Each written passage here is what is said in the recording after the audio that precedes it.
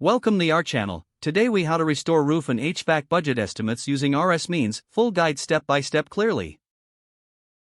To restore roof and HVAC budget estimates using RSMeans, begin by gathering all necessary project details. Identify the specific roof or HVAC system that needs estimates. Ensure you have access to the RSMeans cost data, either in print or through digital formats. Open the RSMeans cost data book or access the online database. Locate the section for roofing systems or HVAC systems based on your project requirements. For roofing, look for categories like materials, labor, and overhead costs. For HVAC, search for components such as units, ductwork, and installation. Take note of unit costs for materials relevant to your specific project. Record labor rates and productivity factors for the region where your project is located. Calculate the estimated quantity of materials required for the roof or HVAC system. Multiply the quantity by the corresponding unit cost obtained from RSMeans. For labor, estimate the total labor hours required for installation or repair.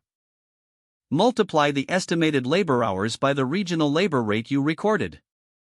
Add any additional costs such as equipment or overhead to your calculations. Combine the material costs, labor costs, and any additional expenses for the total budget estimate. Review your calculations for accuracy and ensure all components are included. Consider consulting with a professional or using software tools for additional precision. Once satisfied with your estimates, document everything in a clear format for future reference. Use these estimates to guide your project budgeting and decision-making process effectively. If the page does not load, refresh the browser or try again in a private or incognito window. Make sure you are using the correct email address, then retype it carefully to avoid small typos. If your password is not accepted, use the reset option and create a new strong password you can remember.